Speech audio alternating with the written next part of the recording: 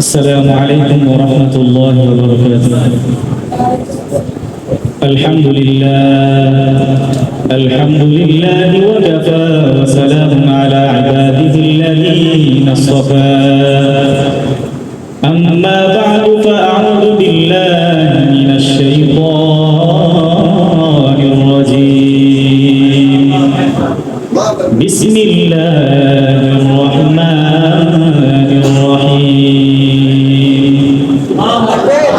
ما كان محمد أبا أحد من رجالكم ولكن رسول الله وخاتم النبيين وكان الله بكل شيء عليما.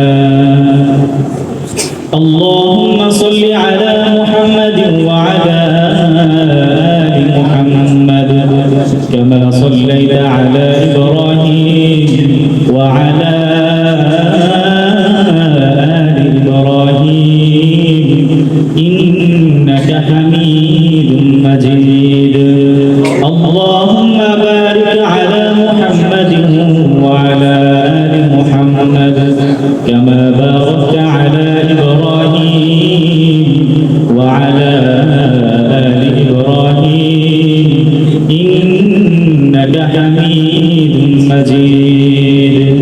بلغ العلا بكماله كشف الدجى بجماله حسنت جميع خصاله صلوا عليه وآله. رہے میرے مسکن حوالے کعبہ بنے میرے مدفن دیار مدینہ. بلغ العلا بکمالہ کشف الدجى بجمالہ حسنت جميع خصاله صلوا عليه وآله. আলহামদুলিল্লাহ, আল্লাহ রাব্বুল আলামিনের অসংখ্য অগণিত শুকরিয়া যে মহান রব্বুল আলামিন আমাদেরকে আপনাদেরকে এখানে আসার এবং বসার এবং আমাকে কিছু কথা বলার এবং আপনাদেরকে তা শ্রবণ করার তৌফিক দান করেছেন। এই জন্য সকলেই অন্তরের অন্তঃস্থল থেকে, অন্তরের গভীর থেকে আল্লাহর দরবারে উচ্চ কণ্ঠে শুকরিয়া আদায় করি। জোরে বলে আলহামদুলিল্লাহ। প্রিয় উপস্থিতি, আজ আমি আপনাদের সামনে বিশ্বনবী হযরত মুহাম্মদ রাসূলুল্লাহ সাল্লাল্লাহু আলাইহি ওয়াসাল্লামের সিরাত জন্ম থেকে নিয়ে 12 বছর পর্যন্ত আমি আপনাদের সম্মুখে কিছু আলোচনা করার চেষ্টা করব ইনশাআল্লাহ তাআলা। মুহতারাম হাজিরিন, প্রথমে আমাদের জেনে রাখা উচিত সিরাত কাকে বলে। সিরাত একটি আরবি শব্দ যার বহু বচন হলো সিয়ার, অর্থাৎ চালচলন, ব্যবহার ইত্যাদি। পরিভাষায় সিরাত বলা হয় বিশ্বনবী হযরত মুহাম্মদ রাসূলুল্লাহ সাল্লাল্লাহু আলাইহি ওয়াসাল্লামের পূর্ণ জীবন চরিত্রকে সিরাত বলা হয়। এবার আমরা জেনে নিই হযরত মুহাম্মদ রাসূলুল্লাহ সাল্লাল্লাহু আলাইহি ওয়াসাল্লামের বংশধারা সম্পর্কে। হযরত মুহাম্মদ রাসূলুল্লাহ সাল্লাল্লাহু আলাইহি ওয়াসাল্লামের বংশ পৃথিবীর যত বংশ রয়েছে সকল বংশ থেকে সম্মানিত এবং পবিত্র। আর এটা এমন একটি বিষয় যা মক্কার বড় বড় কাফের এবং বড় বড় মুশরিকরা পর্যন্ত তা অস্বীকার করতে পারেনি। হযরত জিবরিল আলাইহিস সালাম বলেন, আমি পৃথিবীর পূর্ব থেকে পশ্চিমাঞ্চল পর্যন্ত ভ্রমণ করেছি, কিন্তু আমি মুহাম্মদ সাল্লাল্লাহু আলাইহি ওয়াসাল্লামের বংশ অপেক্ষা উত্তম আর কোনো বংশ আমি পাইনি। জোরে বলেন সুবহানাল্লাহ। মুহতারাম হাজিরিন, এবার আমরা জেনে নিই পৃথিবীতে নবী আগমন কিভাবে হয়। হযরত আদম আলাইহিস সালাম থেকে নিয়ে হযরত নূহ আলাইহিস সালাম পর্যন্ত 1200 বছরের ব্যবধান ছিল। হযরত নূহ আলাইহিস সালাম থেকে নিয়ে হযরত ইব্রাহিম আলাইহিস সালাম পর্যন্ত 1142 বছরের ব্যবধান ছিল। হযরত ইব্রাহিম আলাইহিস সালাম থেকে নিয়ে হযরত মূসা আলাইহিস সালাম পর্যন্ত 565 বছরের ব্যবধান ছিল।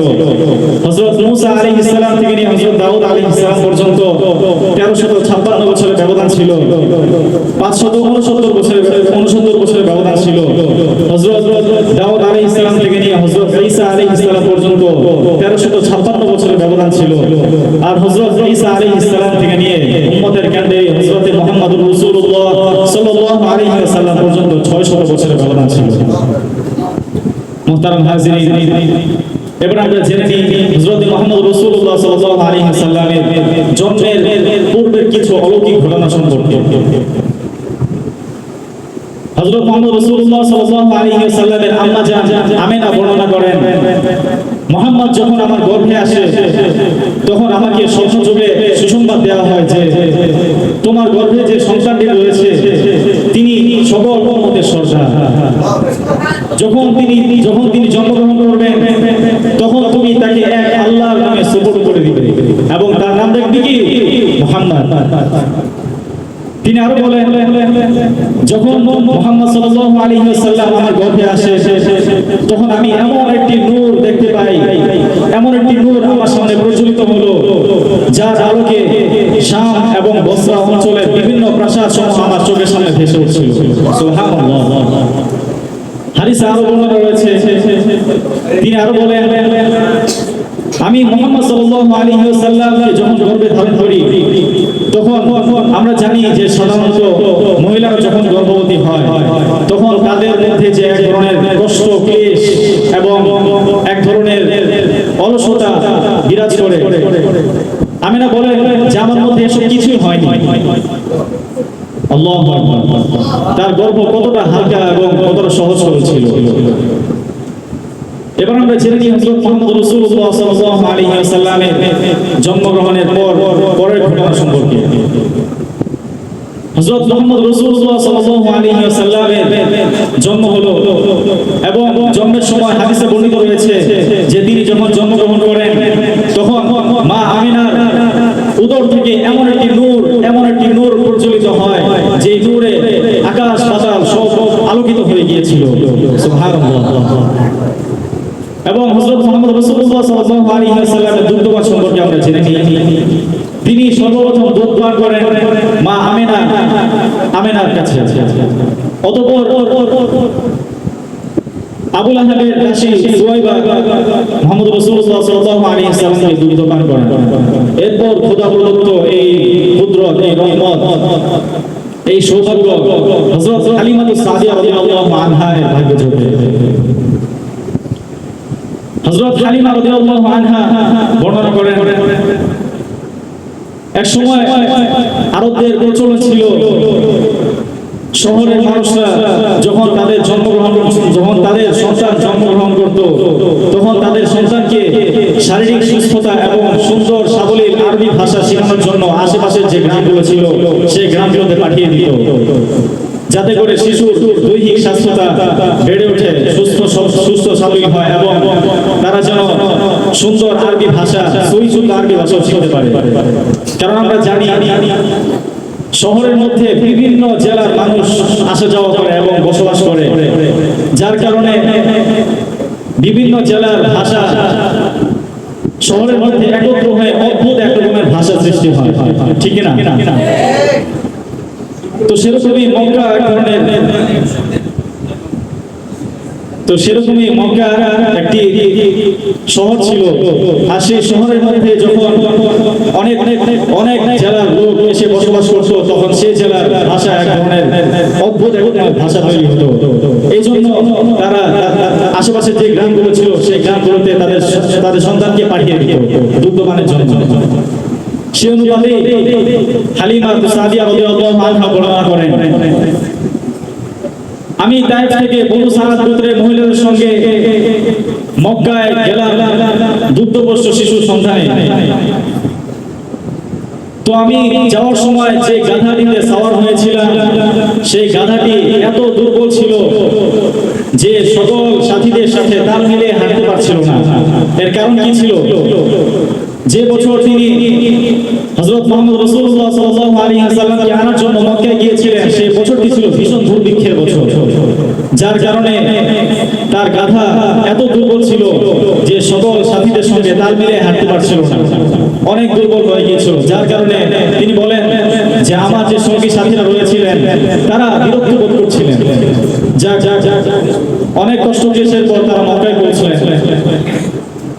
এরপর দেখা গেল সকল হযরত হালিমা সাদিয়া রাদিয়াল্লাহু আনহা বর্ণনা করে আমার সাথে যে সঙ্গী সাথীরা ছিল তারা সকলেই নিজের মন মতো বাচ্চা বাছাই করে নিল এবং আমার গর্ভে আমার কোলে একটি বাচ্চা ছিল যার নাম ছিল আব্দুল্লাহ। কিন্তু অত্যন্ত দারিদ্রতার কারণে আমার বুকে এতটুকু দুধ ছিল না যা এই কোলের বাচ্চার জন্য যথেষ্ট ছিল। কিন্তু আল্লাহর কি অপার কারিশমা, হযরত হালিমা সাদিয়া রাদিয়াল্লাহু আনহা এর দুধের অল্পতাই তার জন্য রহমত হয়ে গেল। সুবহানাল্লাহ। কারণ সকলেই নিজ নিজ পছন্দ অনুযায়ী সন্তান বাছাই করে নিল এবং হযরত মুহাম্মদ রাসূলুল্লাহ সাল্লাল্লাহু আলাইহি ওয়াসাল্লামের পিতা জন্মগ্রহণের পূর্বেই মারা গিয়েছিলেন। কারণ তার দাদা আব্দুল মুত্তালিব হযরত মুহাম্মদ রাসূলুল্লাহ সাল্লাল্লাহু আলাইহি ওয়াসাল্লামের পিতা আব্দুল্লাহকে বলেছিলেন যে মদিনা থেকে তুমি খেজুর নিয়ে আসো। তখন তিনি মদিনায় গেলেন খেজুর আনার জন্য। ঘটনাক্রমে সেখানেই তার মৃত্যুবরণ হয়ে গেল এবং তিনি জন্মগ্রহণের পূর্বেই পিতৃস্নেহ থেকে তিনি বঞ্চিত হলেন। অতঃপর হালিমা সাদিয়া রাদিয়াল্লাহু আনহা বর্ণনা করেন আমার যে সঙ্গী সাথীরা ছিল তারা নিজেদের মন মতো বাচ্চা বাছাই করে নিল, দুগ্ধপোষ্য শিশু বাছাই করে নিল, কিন্তু মুহাম্মদ সাল্লাল্লাহু আলাইহি ওয়াসাল্লাম এতিম হওয়ার কারণে তাকে কেউ নিচ্ছিল না। কারণ তাকে যদি নিয়ে যাওয়া হয় তাহলে পরবর্তীতে কোনো সম্মান বা পুরস্কার বেশি সম্মানী পাওয়ার আশা ছিল না। এই জন্য মুহাম্মদ সাল্লাল্লাহু আলাইহি ওয়াসাল্লামকে কেউ নিতে চাচ্ছিল না। কিন্তু হযরত হালিমা সাদিয়া রাদিয়াল্লাহু আনহা এর দুধের স্বল্পতাই তার জন্য রহমত হয়ে গেল। কারণ তার বুকে দুধ অল্প থাকার কারণে কেউই তাকে নিজের বাচ্চা দেওয়ার জন্য সম্মত ছিল না। এদিকে হযরত হালিমা সাদিয়া ভাগ্যের তারকা চমকাচ্ছিল।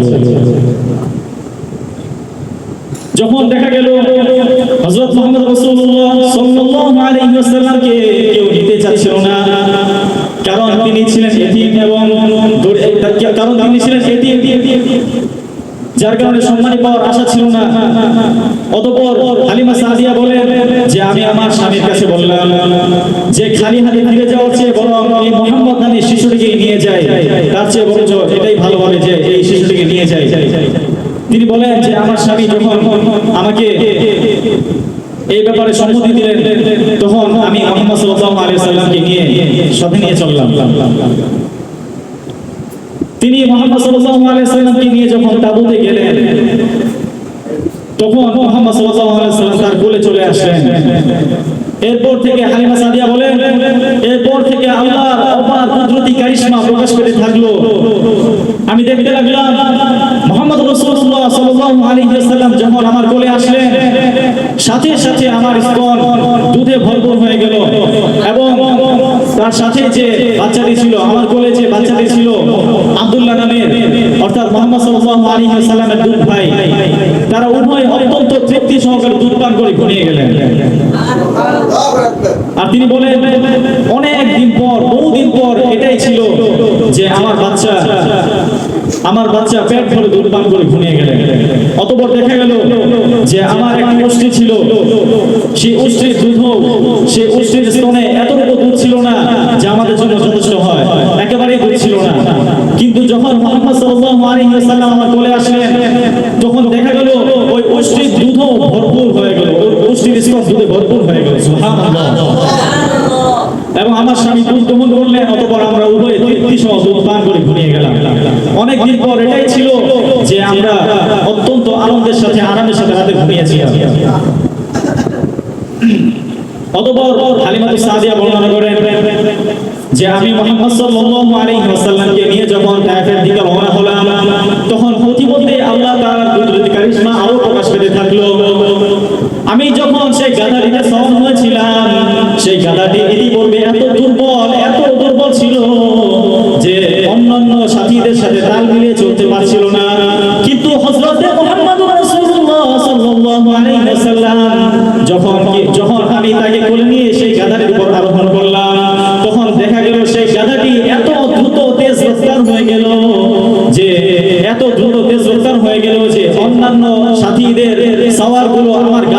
আসনে আসতেই পারছিল না, আমার গাধাকে ধরতেই পারছিল না। আল্লাহু আকবার। অতঃপর যখন তায়েফ পৌঁছলাম, আমার ঘরে ঢোকার সাথে সাথেই দেখলাম আমার অনেকগুলো বকরি ছিল যাদের স্তন একেবারে দুধ শূন্য ছিল, কিন্তু মুহাম্মদ রাসূলুল্লাহ সাল্লাল্লাহু আলাইহি ওয়াসাল্লামের আগমনের বরকতে তাদের স্তন দুধে ভরপুর হয়ে গেল। সুবহানাল্লাহ। অতঃপর প্রত্যেকদিন আমার ছাগলগুলো যখন মাঠ থেকে ফিরে আসতো, দেখা যেত তার স্তনগুলো দুধে ভরপুর। আমার পাশের যে আত্মীয়রা ছিল, প্রতিবেশীরা ছিল, তারা নিজেদের রাখালকে বলতে লাগলো যে তোমরা তোমাদের ছাগলগুলোকে সেখানেই চড়াও যেখানে হালিমা সাদিয়া রাদিয়াল্লাহু আনহার ছাগলগুলো চড়ে থাকে। কিন্তু সেটা তো চারণভূমি কিংবা ক্ষেতের কোনো বিশেষত্ব ছিল না, বরঞ্চ সেটা অন্য কোনো রহমতের কারিশমা ছিল। সেটা তারা কোত্থেকে পাবে?